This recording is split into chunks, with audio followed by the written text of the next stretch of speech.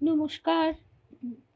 সকল ভক্ত বন্ধুদের সাদর আহ্বান জানাই দিব্যত্রয়ীর পদপ্রান্তে। দিব্যত্রয়ীর পদপ্রান্তে আজকে আমরা নমি কলুষহরণের শিরোনামে যে প্রসঙ্গ শুনে থাকি সেই ঠাকুরের কথাই শুনব। আমাদের গুরুদেব দেবী মায়ের বলা কথা শুনব। সেই কথার সঙ্গে সঙ্গে আরও মহারাজজিদের কথা শুনব, কিন্তু সেই কথা হচ্ছে একটি শ্রীরামকৃষ্ণ নাম, শিব শিব মহাশিব শিব রামকৃষ্ণ নাম। এই যে শ্রাবণ মাসে আজকে শেষ সোমবার, আমাকে রূপশ্রী বিশেষ করে অনুরোধ করেছিল যে আমরা যদি শ্রাবণ মাসের সোমবারে শিবের স্মরণ করতে পারি। তা বিভিন্ন কারণে হয়ে ওঠেনি। আজকে শেষ সোমবার ও যথারীতি মনে করিয়ে দিয়েছে, আর আমিও সকাল থেকে ভাবছি যে আজকে এই বাক্য পুষ্প দ্বারাই তার পূজা নিবেদন করি, তার চরণে এই বাক্য পুষ্প নিবেদন করা এবং আমাদের শ্রবণে মননে শিব কথা স্মরণ করা। শ্রবণ করা মানেই হচ্ছে জ্ঞানের দিকে, অন্ধকার থেকে আলোর দিকে, জীবত্ব থেকে শিবত্বের দিকে অতিক্রম করা, খানিকটা পথ উজিয়ে যাওয়া। সেই প্রসঙ্গই আজকে শুনব। তার আগে ঠাকুর মায়ের শ্রীচরণে, গুরুদেবের শ্রীচরণে সাষ্টাঙ্গ প্রণাম নিবেদন করি। সকল ভক্ত বন্ধুদের শুভ সন্ধ্যা জানাই।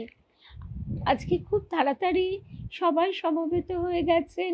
অনেক দিন পর আজকে মা আছে। মা, মাসিমা যাই বলে ডাকি না কেন, চিনুদি, সোনালী মুখার্জি, মধুরিমাদি, শুভ্রাদি, শর্মিলাদি, সকল ভক্ত, অমিতাকেও দেখতে পাচ্ছি, শুভ্রা, ও শুভ্রাদি নয় শুভ্রা, আর শুভ্রাদি এখনো আসেনি, রুমাদি, শুভ্রাদি, কে আছে আরও দেখতে পাচ্ছি কিন্তু ঠিক বুঝতে পারছি না। সকল ভক্ত বন্ধুদের শুভ সন্ধ্যা জানাই। আর যার আবদারে আজকে আমাদের এই প্রসঙ্গ, রূপশ্রীকে এখনো দেখতে পাইনি। যাই হোক, শুরু করছি আজকের প্রসঙ্গ। এই তো শুভ্রাদি এসে গেছে। শুভ্রাদি আর শুভ্রা দুজনেই আছে। সঙ্গীতা, শুভ সন্ধ্যা। আমাদের দেবী মা গুরুদেবের বেশ কিছু কথা আজকে শুনব। তার মধ্যে গুরুদেব বলতেন আমি শিব। কথাটা তখন একটু অবাকই লাগতো বলা যায়, একটা মিশ্র অনুভূতি সৃষ্টি হতো, কিন্তু আমাদের প্রত্যেকের মধ্যেই এই শিব সত্তা চাপা পড়ে আছে। তাকে জাগাতে পারলেই আমরা সবাই শিব। জীবত্ব থেকে শিবত্বের পথে এগিয়ে চলাই হচ্ছে সাধনা, তপস্যা। আজকে আমাদের এক ভক্ত বোন জিজ্ঞাসা করছিল তপস্যা কি।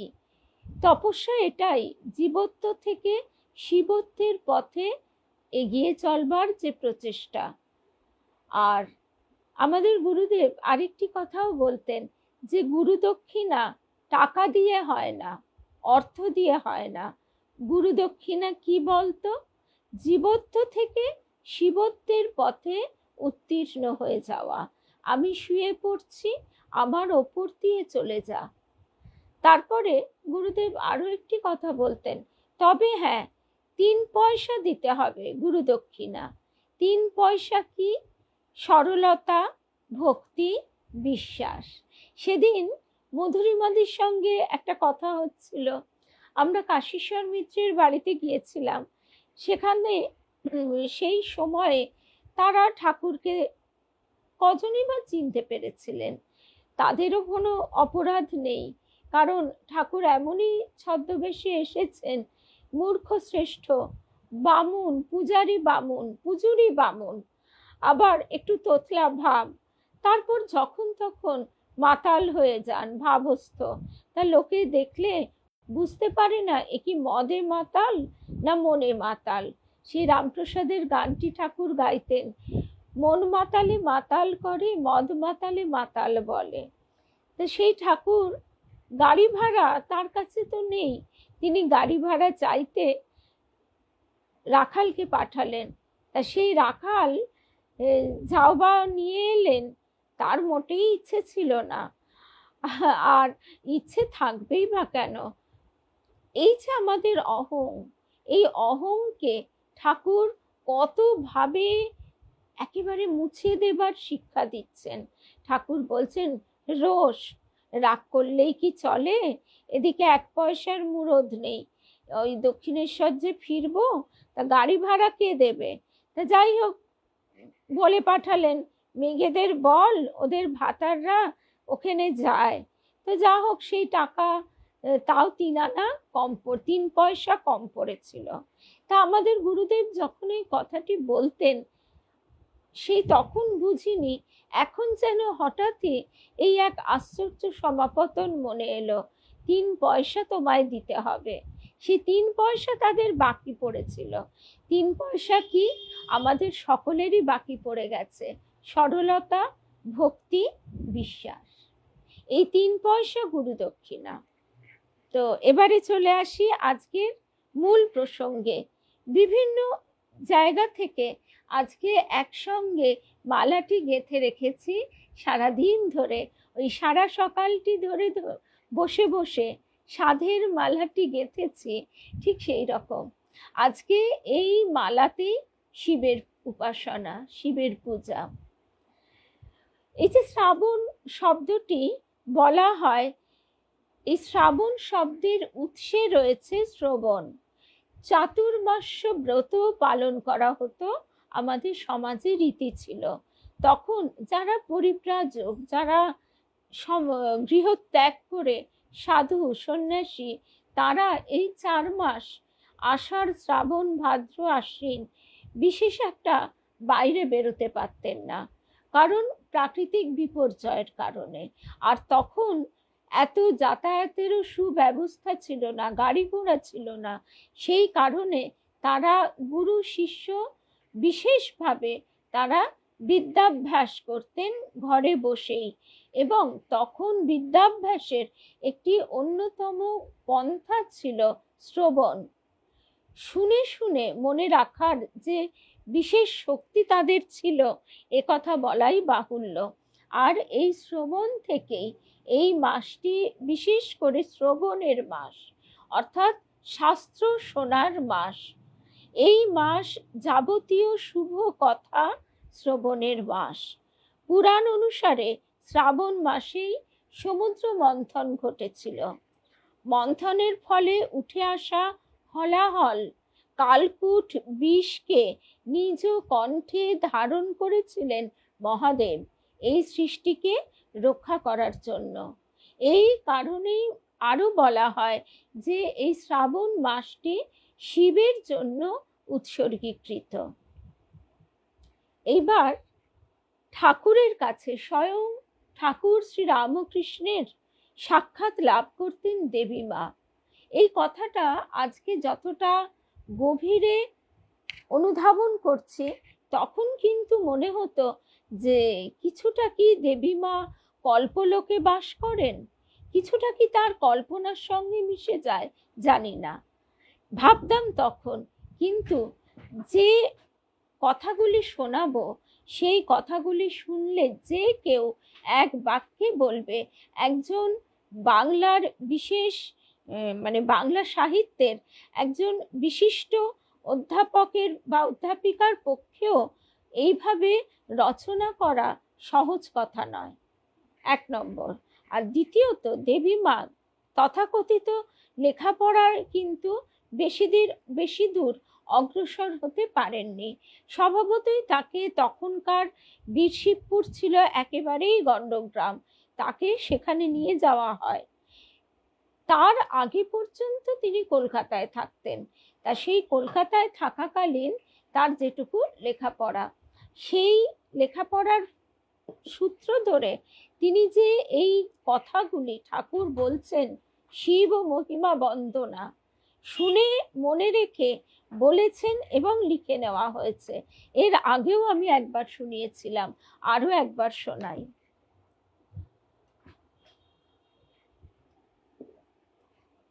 হে পরম শিব, অনন্ত তোমার মহিমা, অসংখ্য তোমার নাম, অপ্রমেয় তোমার লীলা, বিপুল বিরাট তোমার রূপ। যেমন অনুপম সুন্দর, তেমনি মধুর গম্ভীর, আবার সদা প্রসন্ন স্নিগ্ধ। যখন তোমাকে দেখি দুই চোখে ধরে না অত রূপ। দুগ্ধ শুভ্র গঙ্গা লুটিয়ে পড়ছে সুউচ্চ তোমার শিরচূড়া থেকে। অর্ধ নিমীলিত দুই নয়নে ধ্যান ও গাঢ় অতলতা। বিপুল যোগ সর্প জ্যোতির্ময় তোমার দেবদেহে সঞ্চারমান। শক্তি ও বলবীর্যের বিপুল পর্বতের মতো দৃশ্যমান তোমার মহিমা গম্ভীর রূপশ্রী মানব নয়ন সহ্য করতে পারে না। তোমার কোলের কাছটিতে যে জ্যোতির ঘন শিব সত্তা, যা তোমার বিপুল রূপের সঙ্গে ওতপ্রোত, আমায় তাই মুগ্ধ করে। সেই তো বিশ্ব সত্তা, জগৎগুরু, সত্যম শিবম সুন্দরম, সাধকের তপস্বীর পরম প্রিয় ধন। হে দেবাদিদেব, চন্দ্রচূড় রূপে তুমি পরম সন্ন্যাসী, তপমূর্তি, কঠিন কঠোর ত্যাগীশ্বর। হে শঙ্কর, তারকেশ্বর রূপে তুমি সর্বজীবের দুঃখ দ্বন্দ্ব মনোক্লেশ নিবারক, সন্তাপহারী। হে গঙ্গাধর, যজ্ঞেশ্বর রূপে তুমি যোগেশ্বর, যোগমূর্তি, ধ্যানেশ্বর, ধ্যানমূর্তি। হে প্রমথেশ, জলেশ্বর রূপে তুমি তরঙ্গিত, লীলায়িত, জলধারার উপর আসীন, পরম প্রশান্ত মূর্তি, স্থৈর্য আর ধৈর্যের ঘনীভূত বিগ্রহ। হে পিনাক পানি, রামেশ্বর রূপে তুমি স্নিগ্ধ সৌন্দর্য বিলাস মূর্তি, ফুলের সুগন্ধে বিহগ কুচনে সুন্দরের আবেশে মোহন মধুর।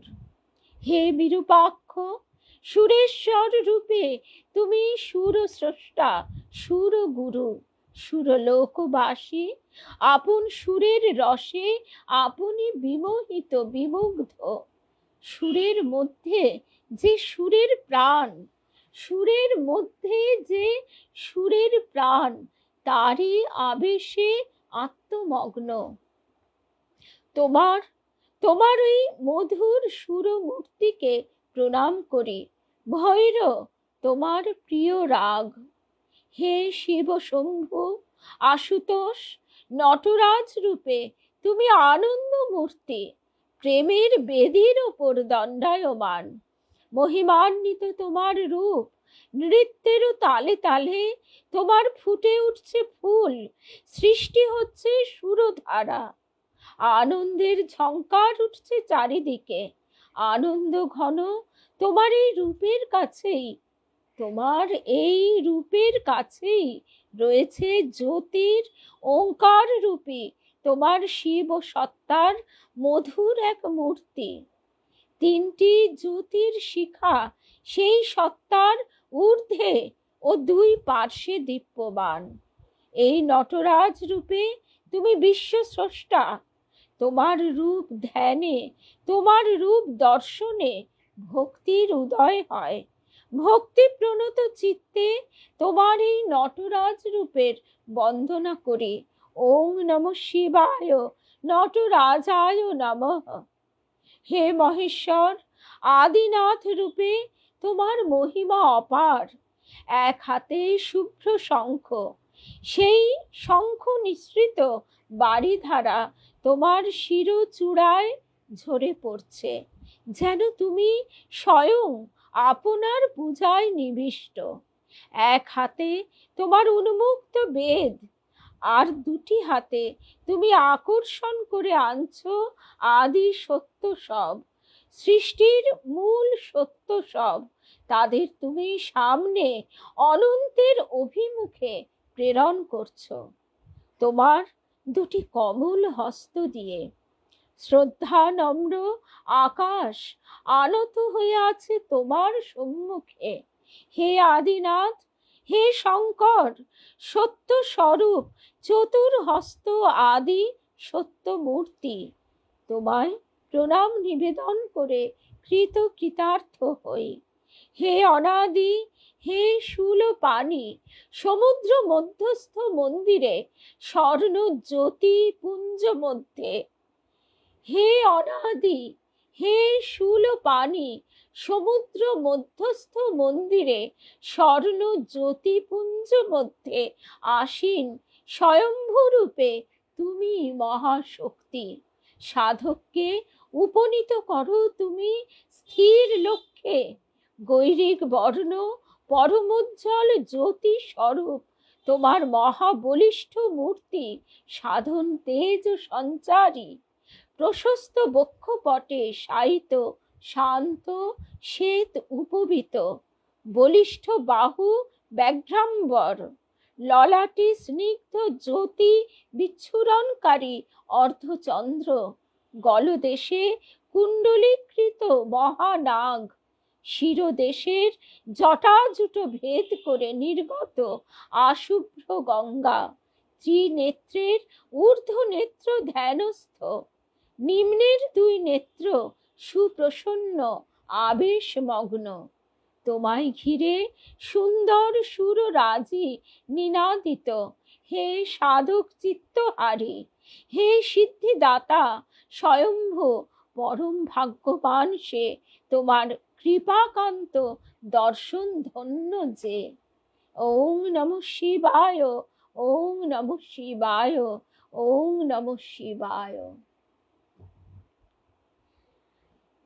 দেবীমা অনর্গল বলে গেলেন না দেখে।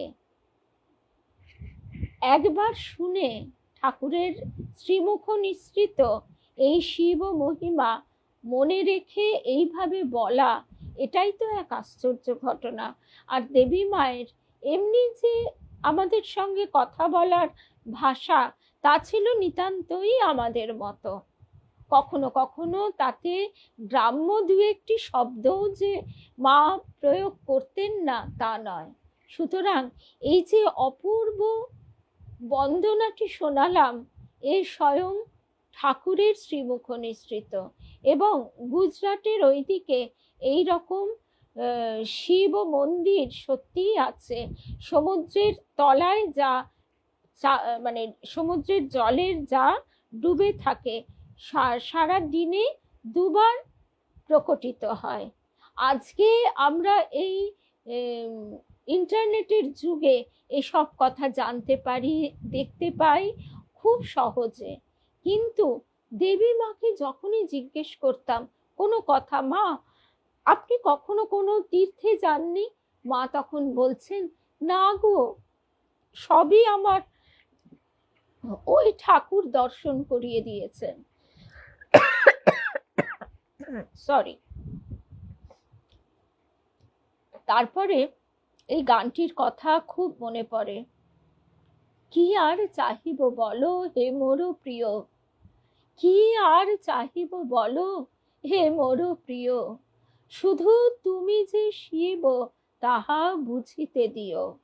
বলিব না রেখো সুখে, চাহ যদি রেখো দুঃখে, তুমি যাহা ভালো বোঝো তাই করিও। শুধু তুমি যে শিব তাহা বুঝিতে দিও। তিনি না বুঝালে কে বুঝিতে পারে? যে পথে চালাবে নিজে চলিব, চাব না পিছে, আমার ভাবনা প্রিয় তুমি ভাবিও। শুধু তুমি যে শিব তাহা বুঝিতে দিও। দেখো সকলে আজ নীলমালা ভকতি চন্দন থালা, আমারই যে শূন্য ডালা তুমি তুমি ভরিও। শুধু তুমি যে শিব তাহা বুঝিতে দিও। এই গানটা আমার শুধু শ্রী গুরুদেবের চরণেই নিবেদন করা। এরপরে দেবী মার একটি দর্শনের কথা শোনাবো। দেবী মা দেখছেন একটা বাজার মতো জায়গা, বাজারের মধ্যেই একটি শিব মন্দির। কত রুগী যে হত্যে দিয়ে পড়ে আছে সেই মন্দিরের সামনে তার ঠিক নেই। আবার অন্য নানা ব্যাপারেও মানুষ ওইভাবে হত্যে দিয়ে পড়ে আছে ওখানে। মা দেখছেন শিবের কপালের ত্রিনয়নটি একেবারে বোজা, আর নিচের দুটি চোখ এমন ভাবে একটু চাওয়া, সে যেন না চাওয়ারই মতো। অথচ কত মানুষ যে হত্যে দিয়ে পড়ে আছে সেখানে, তার ইয়ত্তা নেই। অনেকে বাঁকে করে জল আনছে। এই জায়গাগুলি কিন্তু খুব সহজেই কথা, কিন্তু এর গূঢ় অর্থ যে কতটা, সেটা নিজেকে শান্ত মনে অনুধাবন করতে হয়। এই যে অনেকে বাঁকে করে জল আনছে, কলসিটা বেশ বড়, অথচ বাঁকটি মচমচ করছে। আবার কারোর হাতের বাঁকের লাঠিটা বেশ শক্ত, কিন্তু এমনই ছোট কলসি করে জল আনছে যে জল পড়ে একেবারে ফুরিয়ে যাচ্ছে যখন শিবের কাছে এসে পৌঁছচ্ছে। আমাদের ভেতর এগুলি এক একটি রূপক। বাঁকটি মচমচ করছে, আবার কারো বাঁকের লাঠিটা শক্ত, কারোর আবার কলসিটা বড়, আবার কারোর কলসি এমনই ছোট যে জল আনছে সেই জলও পড়ে যাচ্ছে, পড়ে যখন শিবের কাছে পৌঁছচ্ছে ফুরিয়ে যাচ্ছে। মা ভাবছেন শিবের চোখ তো মোটে খোলা নয়, আর এরাও তো এই রকম হিসেবই। তা শিবের এই রকম দৃষ্টিতে তো তার কৃপা মোটেই গিয়ে পৌঁছবে না। আবার দেখা যাচ্ছে একটা গর্ত, সেখান থেকে জল উঠছে আর মাঝে মাঝে বেলপাতা ভেসে আসছে। তখন তারা সেটা তুলে নিচ্ছে, আর তাতেই তাদের রোগ সেরে যাচ্ছে, চাওয়া কিছুটা পূর্ণ হচ্ছে। শিব কৃপা করে এইটুকুই দিচ্ছেন। একজন সাধক তখন মাকে বলছেন, এরা শিবের কৃপা চাইছে বটে, কিন্তু শিব এদের কাউকেই ইচ্ছাকৃত কৃপা করছেন না, তাই কাজের কাজও কিছু হচ্ছে না। দেখো, শিব তো কৃপাময়, তাই তিনি এখানে এভাবে আছেন কৃপাময় নামের মর্যাদা রাখার জন্য। তবে তুমি যদি শিবের সে মহিমার প্রকাশ দেখতে চাও তবে এসো। মা দেখছেন যত পথ এগোচ্ছেন সেই সাধকের সঙ্গে প্রকৃতির সে কি অপূর্ব শোভা। এই জায়গায় যে বর্ণনা আছে, এই রকম বর্ণনা মায়ের নিজ মুখে আমি নিজের কানে একাধিকবার শুনেছি। মা অপূর্ব একটি বাগানের মধ্যে দিয়ে যেতেন, আর গিয়ে দেখতেন একটা মস্ত বড় প্রস্ফুটিত পদ্ম ফুলের ওপর স্বয়ং ঠাকুর বসে আছেন। বিরাট তার দেহ, আর ঠোঁট দুখানি লাল টুকটুক করছে, আর অপূর্ব সুগন্ধে জায়গাটি পরিপূর্ণ। এর বেশি আমার আর মনে নেই। এইরকম কথা দেবীমার কাছে বসে বসে শুনতাম, কিন্তু কোনোদিন মনে হয়নি যে কথাগুলো লিখে রাখি। তারপরে আবার ফিরে আসি আমাদের আজকের কথায়। মা দেখছেন অপূর্ব সুন্দর জ্যোতির্ময় মূর্তি, সাদা পাথরের বিরাট এক শিব মন্দিরে গিয়ে মা পৌঁছে সেই মূর্তি দেখছেন, আর দেখছেন একদিকে দুরারোগ্য ব্যাধি নিয়ে কজন রোগী শুয়ে আছে, যন্ত্রণায় কাতর, পচে গলে বিকৃত তাদের শরীর। আর তাদের রোগ মুক্তির জন্য একজন সন্ন্যাসী অহরহ যজ্ঞ করে চলেছেন। আর একদিকে বেশ কিছু সন্ন্যাসী বসে শিবের ধ্যান করছে। ধ্যান করতে করতে তাদের দেহ বোধ অবধি লুপ্ত হয়ে গেছে, কিন্তু অতটা এগিয়ে যাওয়া সত্ত্বেও তাদের সাযুজ্য লাভ হয়নি। সাযুজ্য মানে তার সঙ্গে একভাবে মিশে থাকার মতন অবস্থা। আরেক জায়গায় কিছু মেয়ে সন্তান প্রার্থনা করছেন, স্বামী প্রার্থনা করছেন, আঁচল পেতে একান্তভাবে কাঁদছে। এখানে শিবের 3টি চোখই খোলা, তবু তবু যেন ঠিক মঞ্জুর করছেন না প্রার্থনা, শুধু হাসছেন। এমন সময় একজন এসে দাঁড়ালেন। ইনি শিব, কিন্তু ছদ্মবেশ ধারণ করে এসেছেন। তিনি এসে সবাইকে জিজ্ঞাসা করছেন, ধরো শিব তোমাদের জন্য কিছুই করলেন না, কি করবে তখন? কোথায় যাবে? অমনি সবাই একযোগে বলে উঠল, না না না, আমরা শিবের কাছে যখন এসে বসেইছি তখন বসেই থাকবো আমরা, আর কিছুই করবার নেই আমাদের। এবার শিব আমাদের যা দেবেন, যেটুকু দেবেন তাই নেব আমরা। তাতে যদি আমাদের দুর্যোগের পথে যেতে হয় তাতেও রাজি, এমনকি যদি কিছু নাও পাই তাতেও শিবকে ছাড়ছি না আমরা। এখানে শিবের উপস্থিতি আমরা মনে প্রাণে বিশ্বাস করি, আর এও জানি যে তিনি আমাদের অন্তর জুড়ে আছেন। তিনি কি শুধু বাইরে? তিনি আমাদের অন্তরে। আমরা তা উপলব্ধি করেছি। তিনি যা করবেন, যা দেবেন, তাতেই আমরা খুশি, ঢের দেখেছি আমরা। এখন আমরা শুধু ভক্তির পথেই এগিয়ে চলব। তখন সেই ছদ্মবেশী শিব বলছেন, তোমরা যা বলছো এসব কি শোনা কথা, নাকি তোমরা নিজেরা বুঝে বলছো?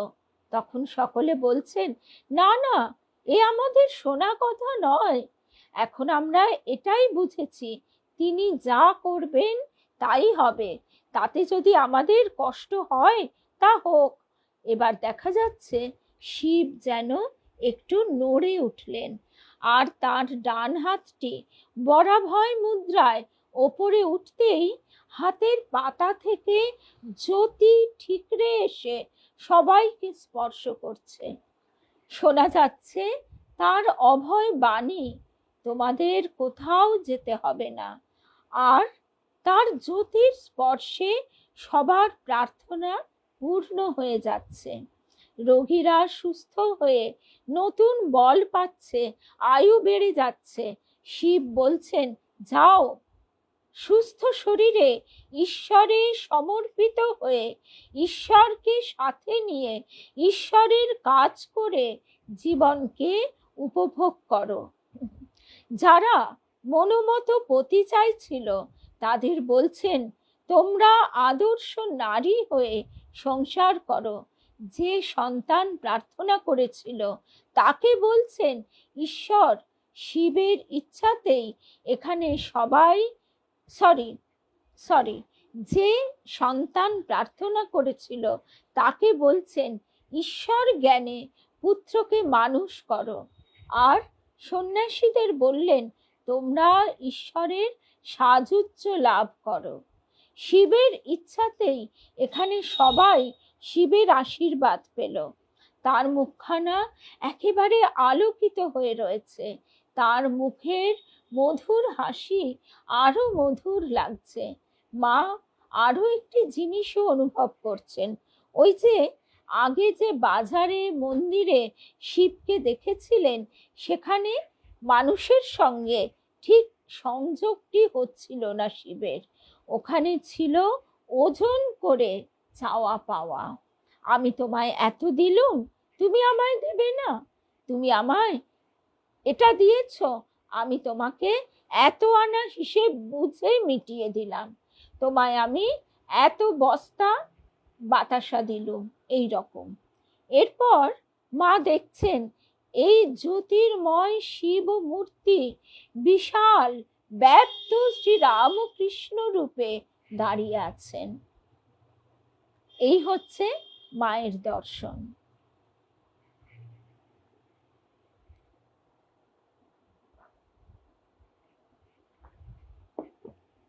আসলে শিব বলতেই আমরা ক্যালেন্ডারে যেমন ছবি দেখি অমনটি নয়। শিব হচ্ছে জ্ঞানের আলোর ঘনীভূত রূপ। আমরা প্রত্যেকেই শিবসত্তা, শুধু তার ওপর একটার পর একটা আবরণ আছে। সেই আবরণ উপনিষদের ঋষিরা বলছেন, হে অপাবৃণ, ঢাকা খোলো, উন্মোচিত হও, নিজেকে উন্মোচন করো। অর্থাৎ তিনি এই মায়ার দ্বারা আবৃত হয়ে রয়েছেন। সেই আবরণ সরে গেলেই আমরা সবাই শিব ও সত্তা, শিবহম শিবহম। এই যে কথাটি, সেই কথাটি নিয়ে ঠাকুর আবার বলছেন যে প্রজা যদি রাজার পাশে বসে গিয়ে বলে, ও রাজা তুমিও যে আমিও সে, সেটা যেমন মানায় না, তেমনি আমরাও বলতে পারি না। আমরা তখনই বলতে পারি কখন রাজা আবার সেই প্রজাকে হয়তো তার কাজ দেখে তার প্রতি কৃপা করে তাকে একটি রাজ্য দান করে রাজা করে দিলেন। তখন সে সেখানকার রাজা, তখন সে বলবে, রাজা তুমিও রাজা আমিও রাজা, আমরা সবাই রাজা আমাদের এই রাজার রাজত্বে। কিন্তু সেই রাজত্বটা তিনি দেবেন কৃপা করে, আমাদের কর্ম দেখে, আমাদের ইচ্ছা ব্যাকুলতা পুরুষকার দেখে, তবেই আমরা তার সঙ্গে সাযুজ্য লাভ করব। তা সে পথ অনেকটা পথ, অনেক চলার পথ। তাছাড়াও ভক্ত চায় দ্বৈত ভাব। দ্বৈত ভূমিতে সে বলে, তুমি প্রভু আমি তোমার দাস, তোমার মুখপানে চেয়েই আমার তৃপ্তি, আমি তোমার সঙ্গে এক আসনে বসতে চাই না। শিব ভাব ও বাল্যলীলা ঠাকুরের আমরা দেখতে পাই। এমনি তো আমরা জানি যুগীদের শান্তিনাথ শিব, সেই যুগীদের শিব মন্দির থেকে কিভাবে জ্যোতির তরঙ্গ প্রকাশিত হয়ে মা চন্দ্রমণির পেটের ভিতরে উদরে প্রবেশ করেছিল এবং তারপরেই তিনি মূর্ছিত হয়ে যান। তার পাশে দাঁড়িয়েছিলেন ধনী কামারনি, তিনি কিন্তু কিছুই দেখতে পেলেন না। তিনি ভাবলেন হয়তো শরীর খারাপ হয়েছে, অবেলায় হয়তো বাইরে রোদ লেগেছে বা কিছু, সেই জন্য মাথা ঘুরে গেছে। পরে যখন তাকে চোখে মুখে জল দিয়ে সুস্থ করা হলো, তখন মা চন্দ্রমণি এই কথাটি বললেন। আবার ওদিকে গয়াধামে পিতা ক্ষুদিরাম তিনি দেখছেন যে স্বয়ং নারায়ণ তিনি এসে বলছেন, আমি তোমার ঘরে পুত্র রূপে যাব। এসব কথা তো আমরা জানি।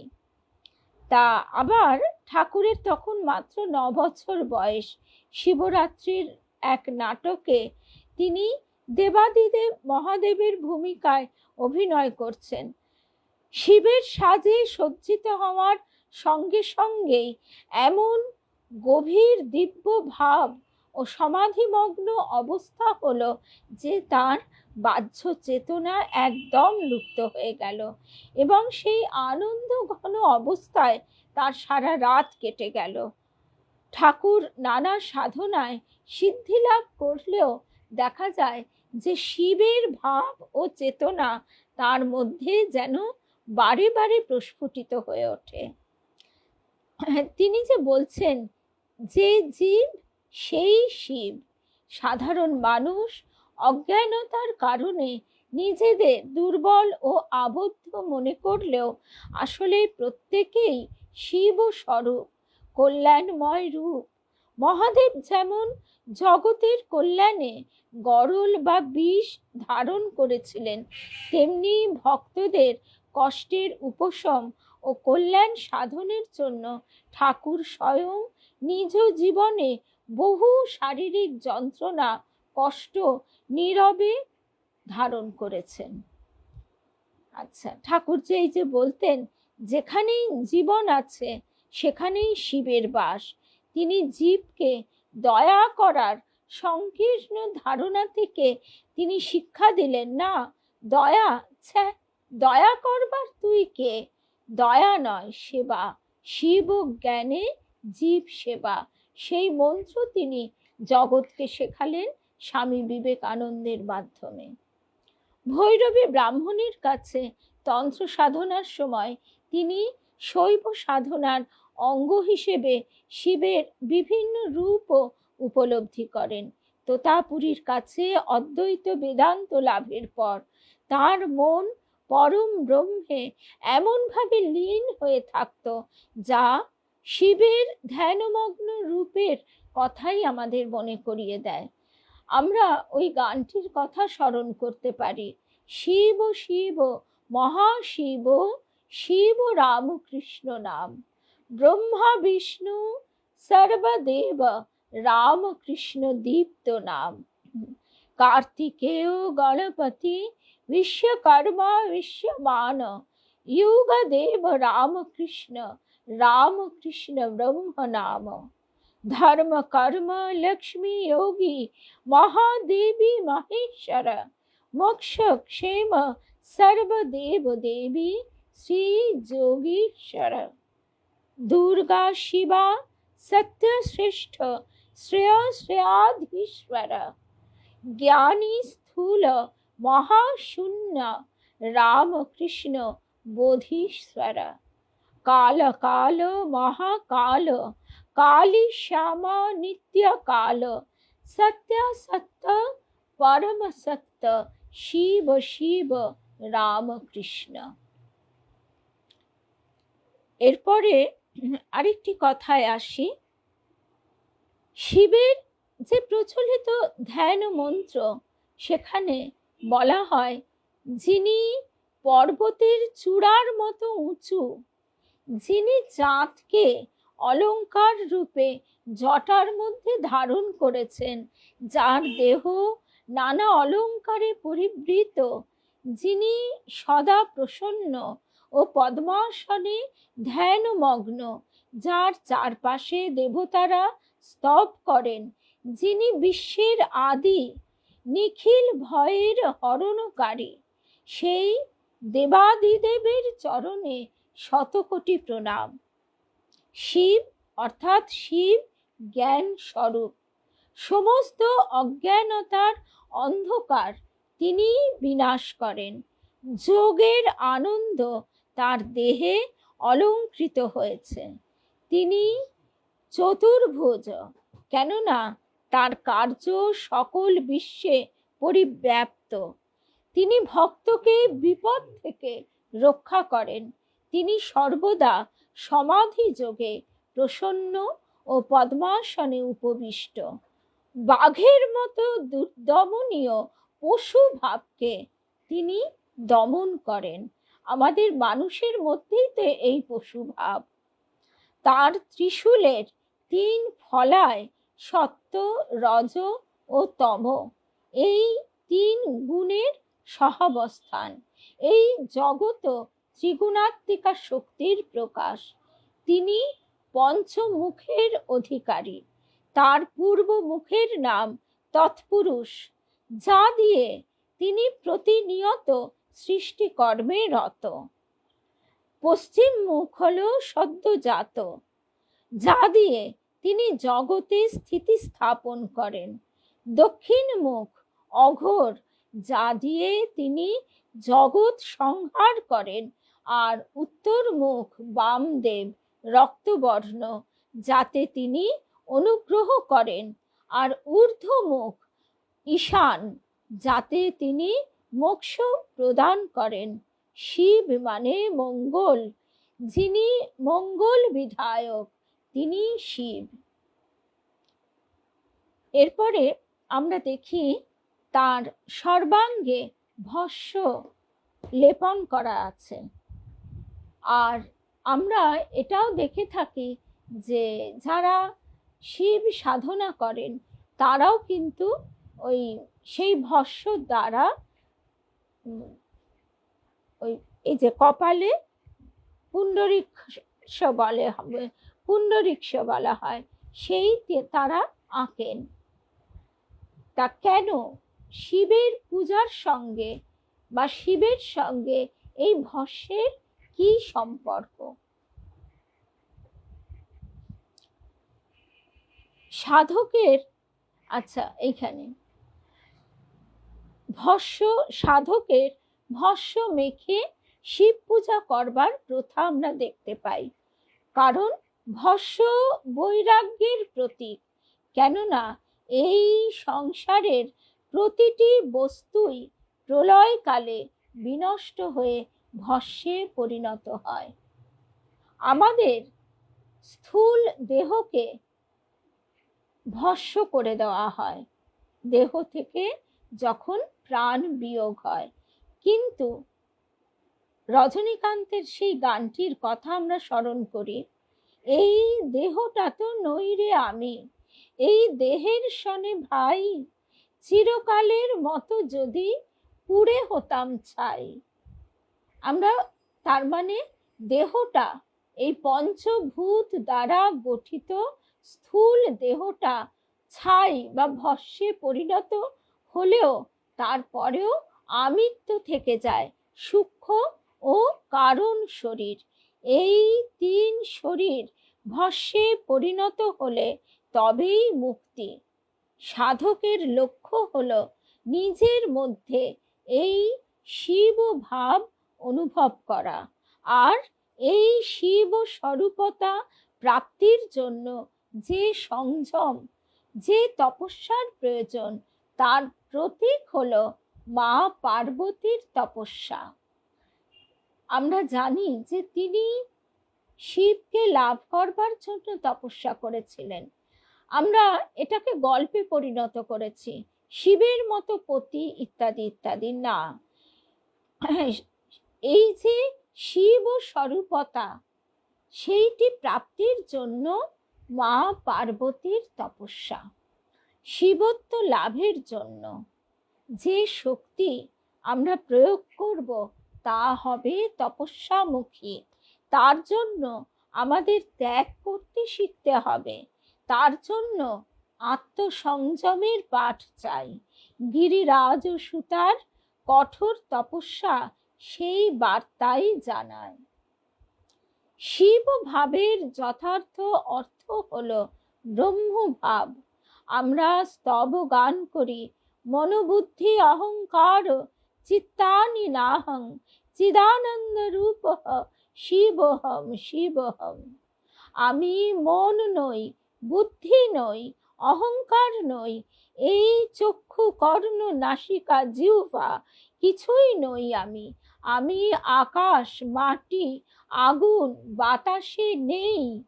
আমি চিদানন্দ স্বরূপ, আমি শিব, আমি শিব। শিব মহিম্ন স্তোত্রের আরেকটি শ্লোক একদিন পাঠ করতে করতে ঠাকুর এমন ভাব বিহ্বল হলেন যে পুঁথি ফেলে দিয়ে চিৎকার করে কেঁদে উঠলেন, ওগো শিব, তোমার মহিমা কে জানবে বলো? চিৎকার ও কান্না শুনে দক্ষিণেশ্বরে সব লোকজন, দারোয়ান সব ছুটে এলো। আসিতগিরি সামাং স্যাত কজ্জালং সিন্ধু পাত্রে, এই শ্লোকটি।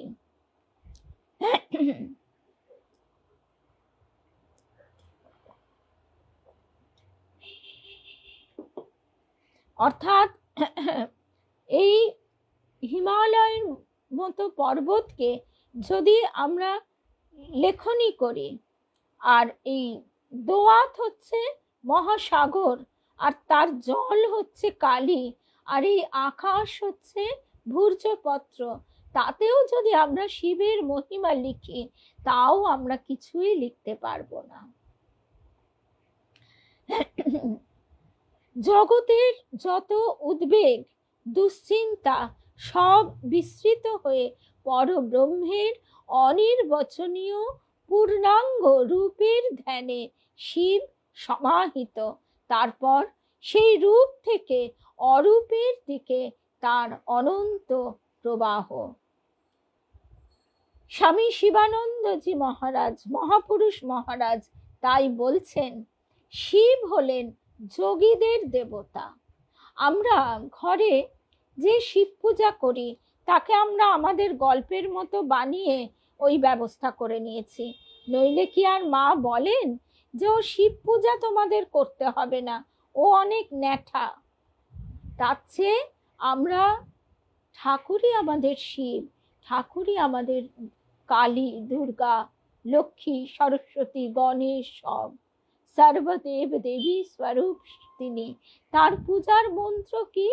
তাকে ভালোবাসা, আর কিছুই নয়। আর শুধু ওই রামকৃষ্ণ নামটুকু, আর নিজের গঠনের দিকে মন দেওয়া, নিজের রূপান্তর ঘটানো, সেইটি হবে আসল গুরু দক্ষিণা।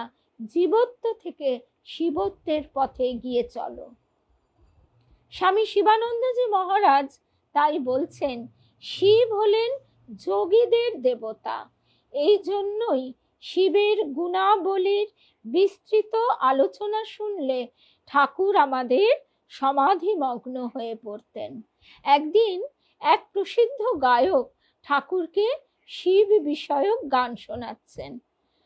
দুই একটি গান শুনেই ঠাকুর একেবারে ভাবস্থ, তার সমস্ত মুখ লাল হয়ে গেল। বলছেন স্বামী শিবানন্দ, ঠাকুর সমাধিমগ্ন, এক অপূর্ব দৈব ভাবে তিনি শিহরিত হতে লাগলেন। তার আকৃতি সেখানে উপস্থিত সকলে অনুভব করলো, দেখলো অস্বাভাবিক বিরাট, আর তার দেহের লোম খাড়া হয়ে উঠল। অনেকক্ষণ পরে ঠাকুর উফ উফ করে উঠলেন, যেন ভেতরে এক অসহ্য যন্ত্রণা বোধ করছিলেন। স্বামী প্রেমেশানন্দজি মহারাজ তাই লিখছেন যে এই অরূপ সায়রে লীলা লহরী, এই প্রেমে করুণায় তিনি মানব কায় ধারণ করলেন। এই ছোট্ট খাঁচার মধ্যে এই অনন্তকে ধরা, এই মানুষ কি করে বিশ্বাস করবে? জীব কি করে বিশ্বাস করবে? তাই আবার ঠাকুর বারে বারে মাস্টারমশাইকে বলিয়ে নিতেন, শুনে নিতেন তিনি বুঝলেন কিনা, যে পরে পরে আমাদের জন্য এই প্রসাদটুকু যাতে থাকে।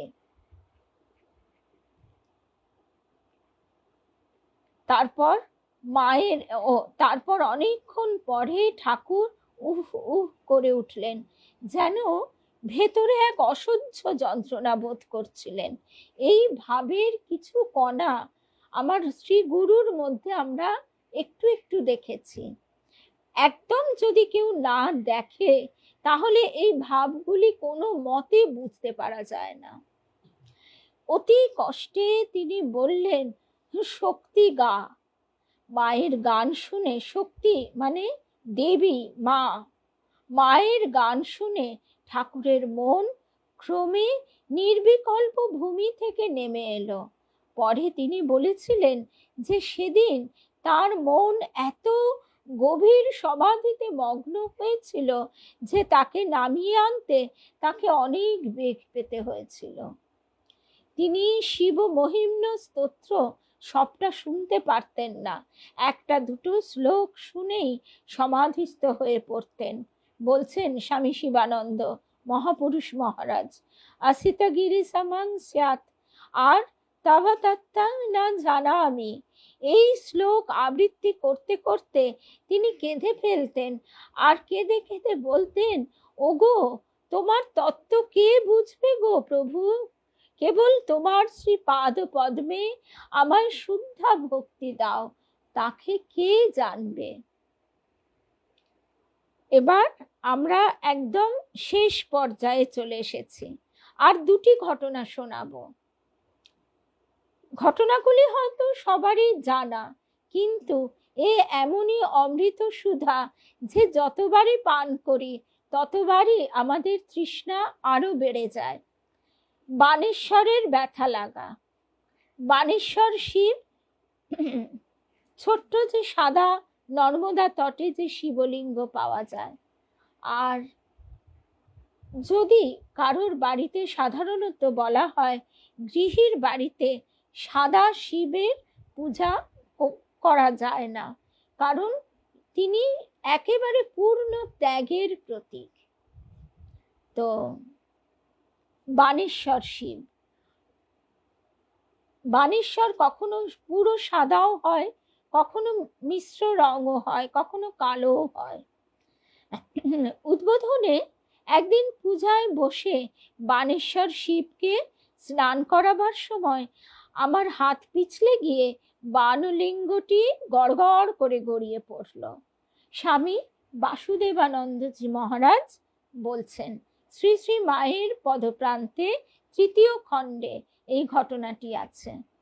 তখনও তিনি ব্রহ্মচারী। আমি আতঙ্কিত হয়ে দৌড়ে গিয়ে তাকে তুলে এনে যথাস্থানে গৌরীপট্টে স্থাপন করলাম। পরদিন সকালে রামকৃষ্ণপুর থেকে নীরদ মহারাজের অর্থাৎ স্বামী অম্বিকানন্দের মা এসে বললেন, বাবা, কাল তুমি মহাদেবকে স্নান করবার সময় হাত থেকে ফেলে দিয়েছ। আমি তো অবাক আর লজ্জিত হয়ে বললাম, মা, আপনি জানলেন কি করে? তিনি বললেন, কাল স্বপ্নে দেখি বাবা, একটি 5 বছরের ধবধবে ছেলে, আবার মাথায় ছোট ছোট জটা, ন্যাংটা অবস্থায় নাচতে নাচতে এসে বলছে আমায় ফেলে দিয়েছে। সামনে মা মা পা ছড়িয়ে বসেছিলেন, তিনি সব শুনছিলেন। শ্রী শ্রী মা, আমি তো ভয়ে মনে মনে জপ করছি, গুরু কৃপা হি কেবলম, গুরু কৃপা হি কেবলম। বুকের ধকধকানিটা নিজেই শুনতে পাচ্ছি। মা নীরদ মহারাজের মায়ের দিকে তাকিয়ে মৃদু হেসে বললেন, ছোট ছেলেরা অমন কত পড়ে যায় খেলতে গিয়ে, তা কি করবে বাপু? তারপর বানেশ্বরের দিকে তাকিয়ে স্নেহ ভরে মা বলছেন, ও বাবা, তুমি বাবা অষ্টমূর্তিতে জগৎ ছেয়ে রয়েছ। ও বাবা, তুমি বাবা অষ্টমূর্তিতে জগৎ ছেয়ে রয়েছ। ও অতটুকু ছেলে তোমায় ধরে রাখবে কেমন করে? আমি মনে মনে বুঝলাম, শিব রুষ্টে গুরু স্ত্রাতা, গুরু রুষ্টে না কশ্চনা। যোগেন মা সেখানে ছিলেন, বললেন, এই যে এবার থেকে সাবধান হবে বাছা। আমি 3 জনকেই প্রণাম করলাম। স্বামী বাসুদেবানন্দজি মহারাজের স্মৃতিকথা। এইবারে একদম শেষ প্রসঙ্গ। লাটু মহারাজ তখন কাশীতে। এটি স্বামী অদ্ভুতানন্দ অন্য চোখে নিবোধত পত্রিকায় প্রকাশিত। স্বামী রীতানন্দজি মহারাজ লিখছেন, লাটু মহারাজ তখন কাশীতে। একদিন তিনি জানতে চাইলেন, হ্যাঁ রে পশুপতি, তুই রোজ গঙ্গা স্নান করতে যাস? না মহারাজ, আমি গঙ্গা স্নান করতে যাই না। কেন যাস না? গঙ্গার জল ঘোলা। ও, তুই হাসপাতালের জলে স্নান করিস? হ্যাঁ মহারাজ। আচ্ছা, তুই রোজ বিশ্বনাথ দর্শন করতে যাস? আগে না। কেন যাস না?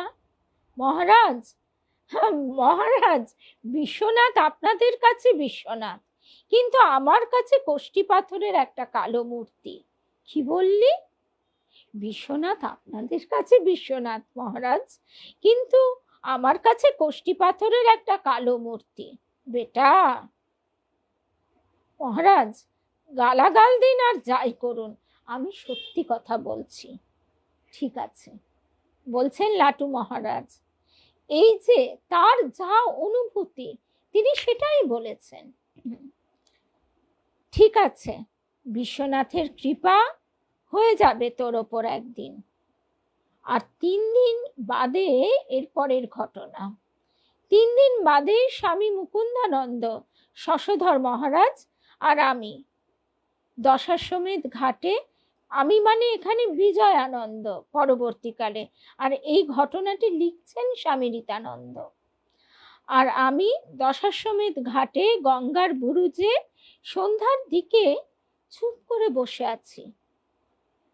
হঠাৎ চোখ চেয়ে দেখি গঙ্গার মাঝ থেকে, এই দেখো আমার রোমাঞ্চ হচ্ছে, এই গঙ্গার মাঝ থেকে একটি শুভ্র শিব মূর্তি উপরে উঠে যাচ্ছেন। দুধ নয়, তুষারের রং, মানে সেমি ট্রান্সপারেন্ট, বুঝেছ, সেমি ট্রান্সপারেন্ট, অতি সুন্দর মূর্তি, হাস্যমুখ, পিঙ্গল জটা, গোঁফ নেই, দাড়ি নেই, হাসি হাসি কোমল মুখটি। মূর্তিটি আস্তে আস্তে উপরে দিগন্ত প্রসারী নীল আকাশের ভেতর বিলীন হতে লাগলো। কিছুক্ষণ বাদে সে মূর্তি অদৃশ্য হয়ে গেল। আমি তখন থরথর করে কাঁপছি, আর মুকুন্দানন্দ আমাকে জড়িয়ে ধরলো। তার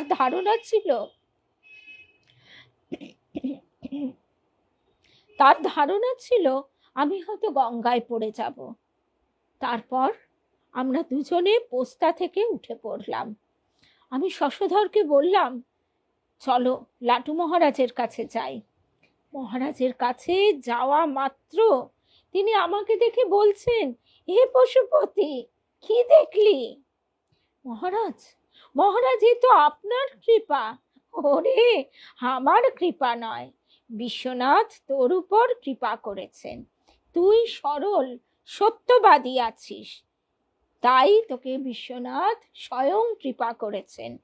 তুই এখন রোজ রোজ বিশ্বনাথ দর্শন করতে যাবি। কিরে, যাবি তো? হ্যাঁ মহারাজ, এখন যাব।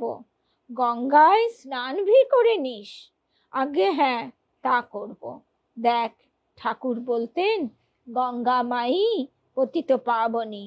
বেটা, রোজ যাবি, রোজ যাবি। হ্যাঁ মহারাজ, এখন আর না যাওয়া চলবে না। এই হচ্ছে আজকের কথা। আর এ কথার কোনো শেষ নেই। খালি এই কথাটি বলতে বলতে আমার মনের মধ্যে আরেকটি কথাও জাগছিল, সেই কথাটি বলে শেষ করি। দেবী মা একদিন বলেছিলেন, জানো, আমি দেখছি